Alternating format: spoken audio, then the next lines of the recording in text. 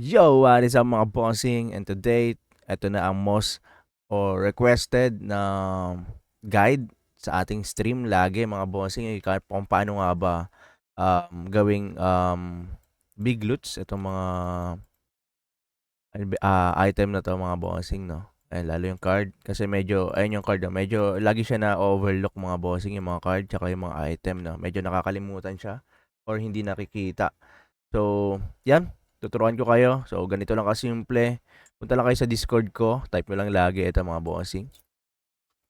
Discord.gg/uhu game screen.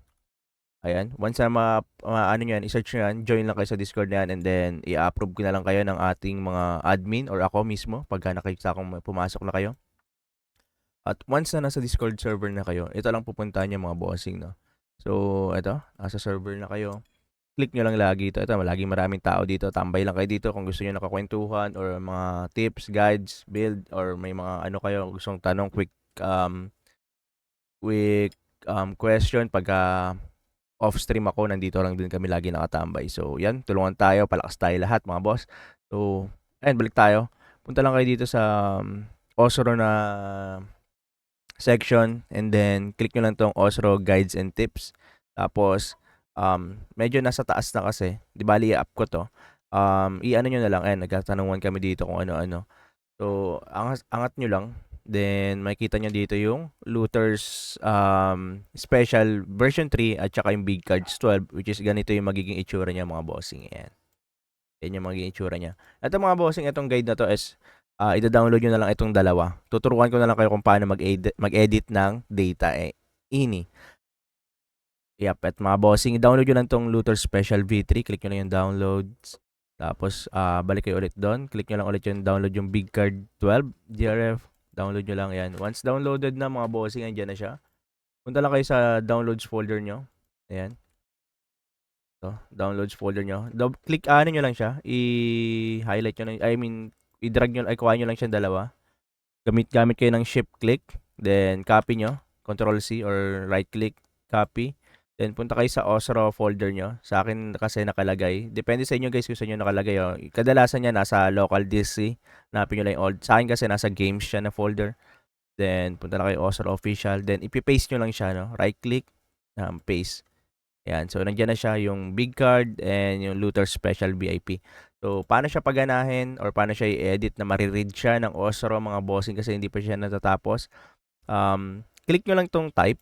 Yan. Once sorted na yung mga type or pare-pareho na magkakasama na yung mga folder, mga application, hanapin nyo lang yung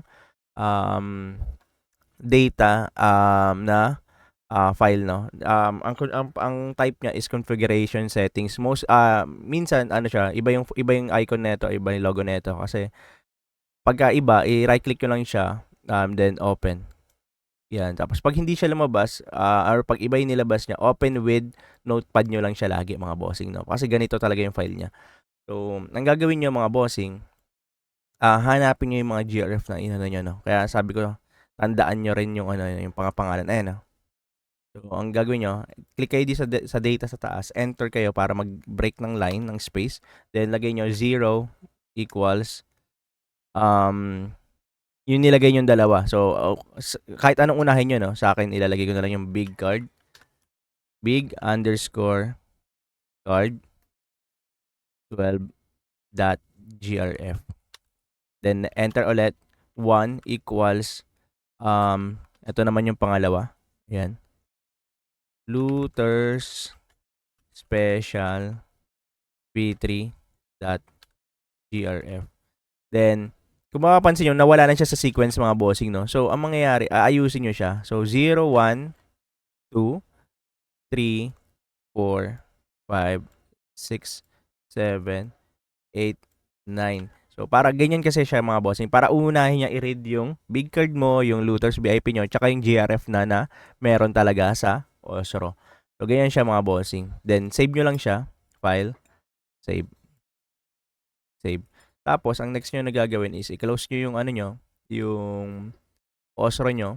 Tapos, bukas kayo ulit ng panibago para yun na yung mararanya na file, no? Yung kasama na yung GRF na dinownload natin. Ayan. Wait lang natin. Ayan, login lang tayo. Ako, nakalimutan pa natin yung password natin. Ayun, okay na. So, ayan. Punta muna tayo ng Osro Revo Classic kasi baka dito malutan tayo. Although, basura lang naman yung drop natin pero okay lang. And para lang makita nyo na gumagana na siya mga bossing. And nakita nyo, pagka-drag nyo pa lang, iba na itsura ng card. Ayan.